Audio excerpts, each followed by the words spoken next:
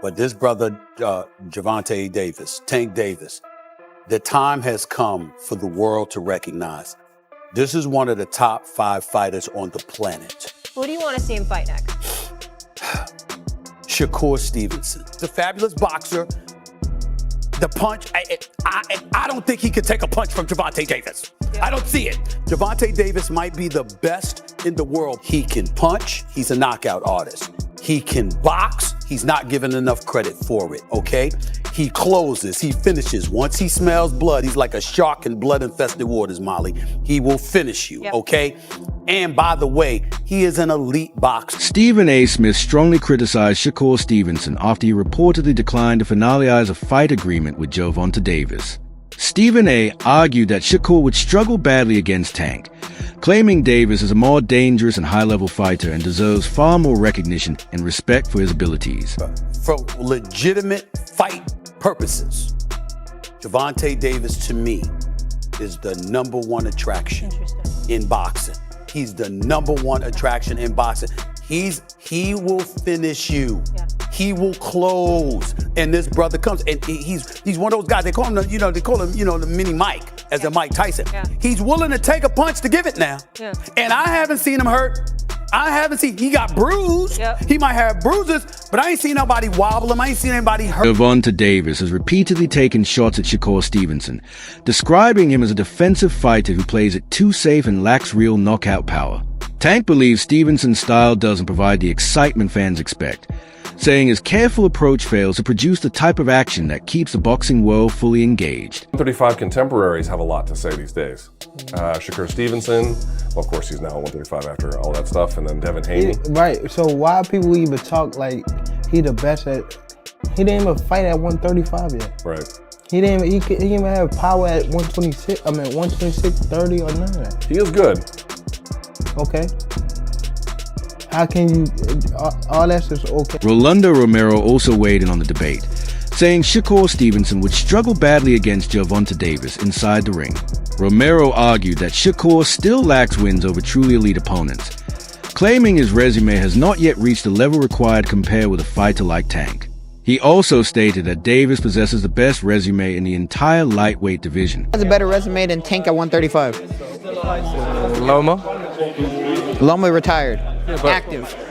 Shakur before he moved on? Shakur has a better resume. At 130. Who has Shakur beat? Who's Tank really like? Other than that, everyone Tank's beat became world champion. So tell me, that electrician dude was a good win at 35. The electrician? What you on about? Who he beat? Name me 3 Shakur opponents. I think Shakur, bro. But when you look at Tank, all right. All right. Tell me. Oscar Valdez that had his jaw broken in 2018 that's been burnt out and off the juice for a while now. So who's Tank's best win? Who's Tank's best win? There's plenty of them.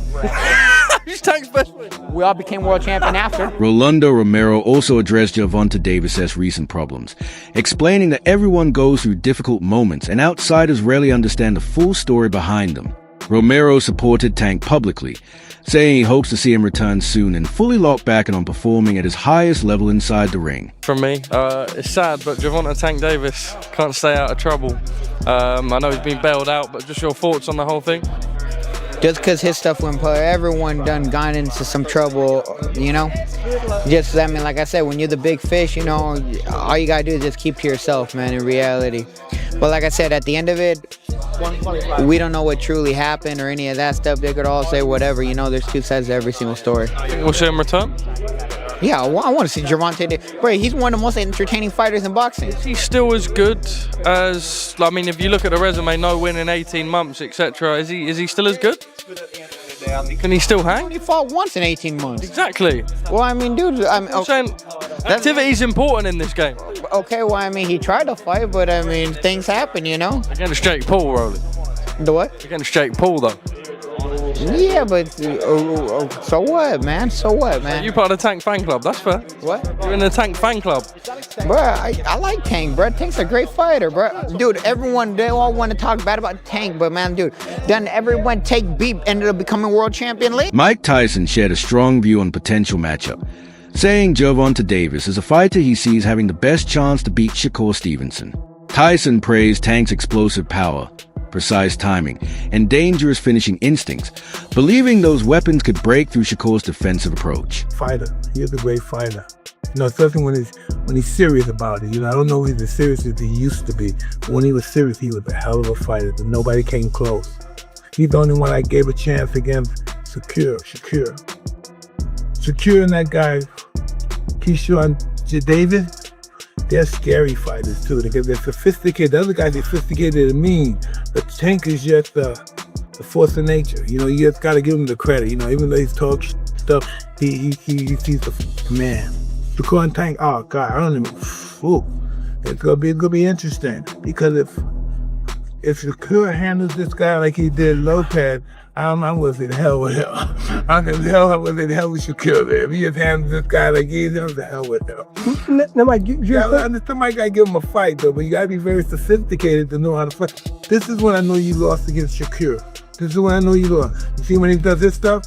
Once you start doing this stuff and looking at him, oh, it's over. Mike Tyson said a matchup between Shakur Stevenson and Gervonta Davis would be extremely exciting for boxing fans. He explained that Shakur wouldn't need knockout power to succeed because his boxing ability, movement, and point-scoring skills could still create problems for Tank.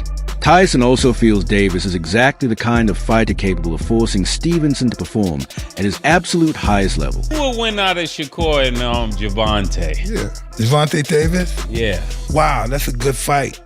That's a good fight. I like to go with Tank because of the, everyone's going to go with Tank, but it would be a very interesting fight. How could, for us that are not boxing analysts, how could Shakur beat him if he can't hurt him? That would be my question. Listen, you don't have to hurt him, you just have to outscore him.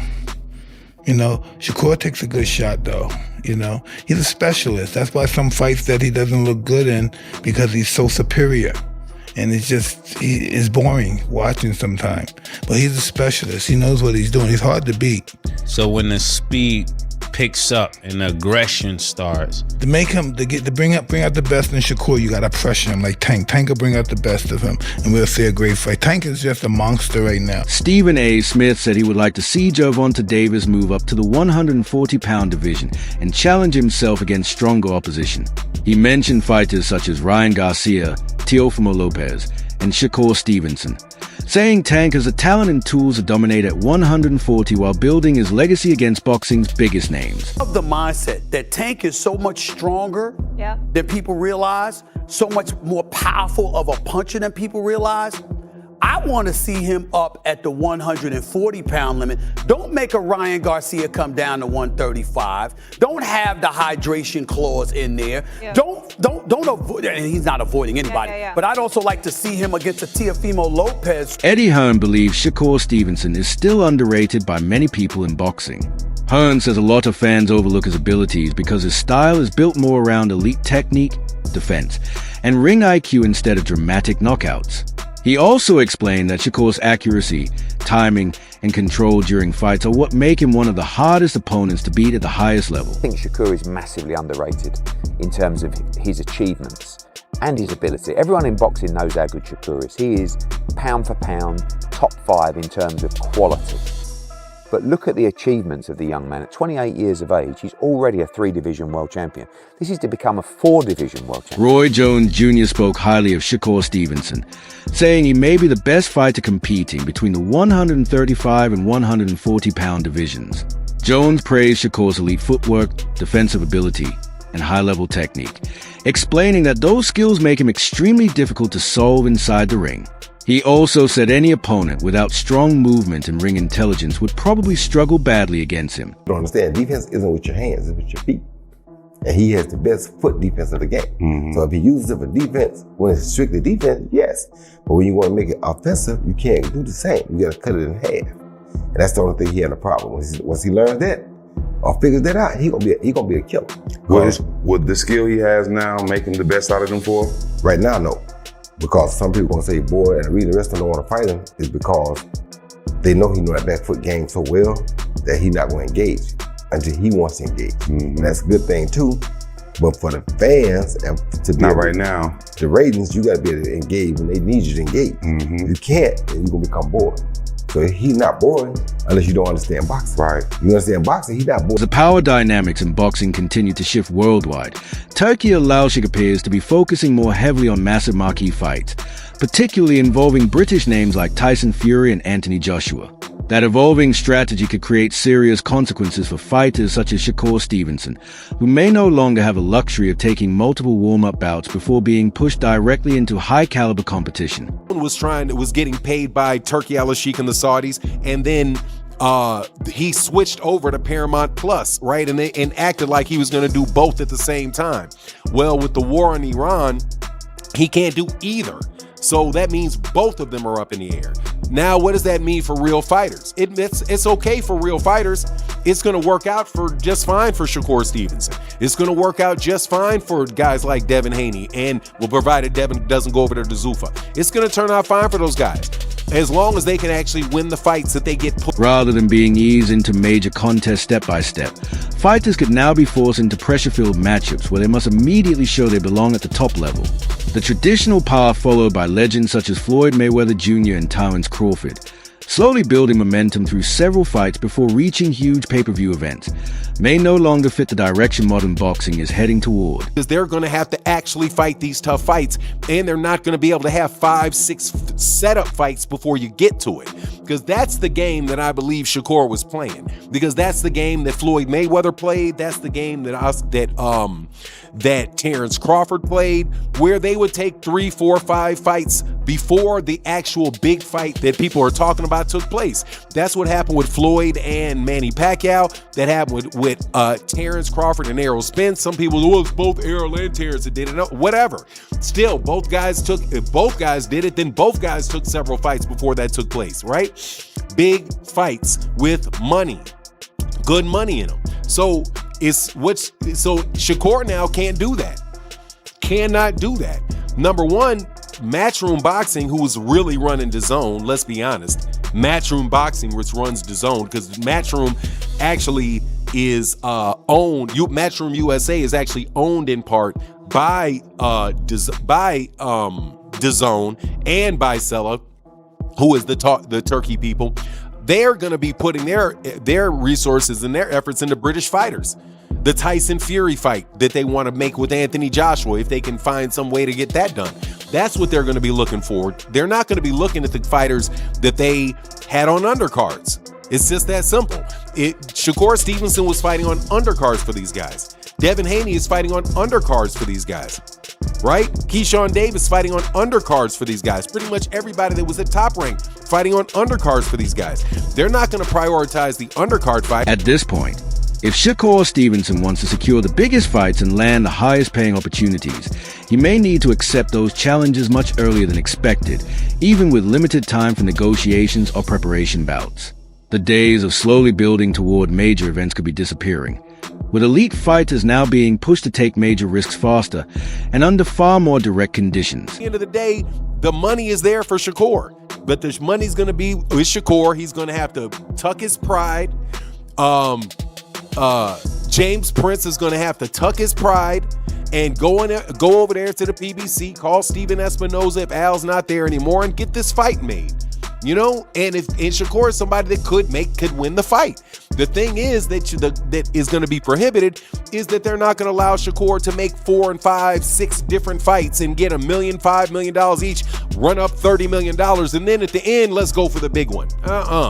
If you're going to get the big one, you're going to get the big one at a price that is a reasonable price, and then if you can win the fight, after that you become the big dog, right? Because you're the ones with the fans. The reason that Gervonta is the fan right now is because he's got the fan. Is the man right now is because he's got the fan. A lot of boxing insiders believe the biggest reason this matchup has yet to happen comes down to the business side of the sport. Major fights are usually finalized only when every part of the financial structure makes sense for everyone involved. The fighters, promoters, and television partners all need to agree on terms that maximize profits, and if those negotiations fail to line up, the deal simply does not move forward. That is why financial negotiations often determine whether huge events become reality, because even with massive public interest and non-stop hype, a fight can easily fall apart if neither side is happy with the money being offered. Boxing business, you get fighters, they go back and forth on Twitter, and they be like, let's fight. You gotta put the business in between that, because fighters will be fighting all the time just because they're arguing back and forth. But the business gotta make sense. So it's always about the bag. So that's why I feel like Turk Al-Sheikh come in, because he'll say, hey, here go the money, get these fights to happen. That's why I can't believe that Bud have to move up 2 weight classes to fight Canelo, and David Benavidez is right there at 168 comfortably. That's why the business of boxing took over. But I respect Shakur for actually saying he want the fight. Where is he at in the 6 fight deal? And where is he at in the 6 fight deal? Is his 3rd fight or something like that with Tank? It's a good question. It's early. It might be 2 or 3 fights in. You sure you're not freestyling? Shakur Stevenson has made it clear that he believes he would win the matchup, describing it as a kind of best versus best battle that boxing fans always want to see. According to Stevenson, when 2 elite fighters step into the ring together, the outcome comes down to who performs at the highest level in areas like skill, timing, and overall ring IQ. He said he welcomes that type of challenge and sees the fight as a major moment in his career where elite ability is measured against elite competition. Stevenson also pointed out that the matchup becomes even more exciting because both fighters are currently in top form, and he is fully ready to prove why he considers himself one of the sport's premier talents. At the end of the day, you and Tank is a fight that should happen. It absolutely should happen. And I believe it will. I mean, you guys are both in charge of your career. I think it's a good style matchup. Like you said, the networks are out of the way. The promoters are out of the way. He's flexible, you're flexible. I don't see why it wouldn't happen. It's the best versus the best. Absolutely right. Let's make the best fight in boxing. And when you guys meet, how does that fight play out? Man, I ain't gonna give you no game. You think I'm gonna jump on the phone with Tank right after? No, I would tell you this. I'm gonna come out victorious. Okay. Yeah. That's what I stand by. Okay. That's what you gotta say. You're supposed to say that. No, right? It ain't what I'm supposed to say. It's what I know. Sean Porter stated that even though Gervonta Davis possesses devastating knockout strength, power alone may not be enough to defeat Shakur Stevenson. He compared the potential matchup to the battles between Deontay Wilder and Tyson Fury, explaining how elite-level technique, defensive awareness, and ring management can neutralize dangerous punching ability. Porter believes Stevenson's footwork, timing, and boxing intelligence make him extremely difficult to hit cleanly, which could force opponents to fight more cautiously rather than relying on aggression. In Porter's view, although Tank's explosiveness always makes him dangerous, Shakur's sharp technical skill could allow him to control the pace, win round consistently, and mentally wear down powerful punches across a full 12-round fight. He also emphasized that matchups like these are often decided more by discipline and strategy than pure knockout power, which is why he sees a legitimate route for Stevenson to outbulk some of the sport's hardest hitters. When he come across Shakur Stevenson, I'm going to say it here on the front page, and Tank, I love you, brother, and still would love to talk to you. 100. But when you get in there with Shakur, it's going to remind me of Deontay Wilder fighting Tyson Fury. Ooh. Yeah. Because what you gonna do when you come across a motherfucker you can't knock out? Yeah. Only thing you gonna do is just get more frustrated. That's a terrible analogy.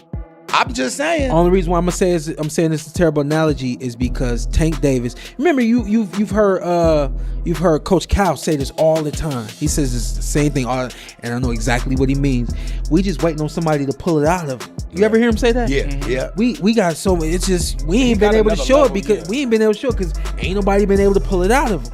We looking forward to the big fights. We looking forward to the big matchups because those are the kind of people that's going to pull it out of them. So with a fight with Shakur, you're going to see this boxing style that you don't usually get from Tank. Shakur Stevenson explained that a future showdown with Gervonta Davis represents much more than just another boxing match, pointing to the rivalry, storyline, and anticipation that already surround the potential fight. He said the matchup feels so inevitable that it is hard to even speak about it as a possibility, because he already expects it to happen at some stage. Stevenson believes both fighters stand at the top of the division and are elite competitors whose paths are naturally meant to cross inside the ring. According to Stevenson, the only way a fight of that magnitude does not happen is if one fighter falls off that level or experiences a serious setback. He also gave credit to Tank's overall skill set, making it clear that Davis should not be viewed as only a power puncher. Stevenson described him as intelligent, patient, and highly experienced, explaining that Tank carefully studies opponents and gradually breaks them down as the fight progresses. Kind of bigger than boxing, I guess you could say, because like the history and like everything that like went on. It's hard to even speak on it just because of the fact that we gotta fight. So at the end of the day, you feel that's gonna happen? Yeah, I know it's gonna happen. I mean, I'm the best, he the best. So you got two guys that's the best, how can you not fight? Only way you could not fight if one of them guys ain't like that and somebody go off to lose or somebody take an L. But I think like with both of us, we both fighters that's really good fighters and on that level. From a boxing standpoint, what makes Tank Tank? We see the power, but it's gotta be more than that.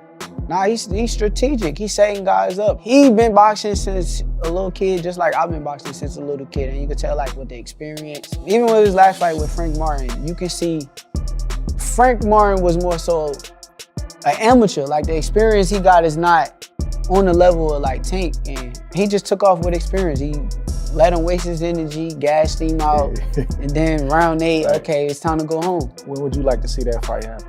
Whenever. I think that I'm ready for it, he ready for it, we both in our primes. It can happen next, it can happen next year, it can happen whenever he say, let's... Steven Espinoza highlighted several major fights that nearly happened during Gervonta Davis' career, but ultimately never became reality. He explained that Davis was very close to securing a bout with Vasily Lomachenko, though the negotiations eventually collapsed after Lomachenko stepped away from the discussions.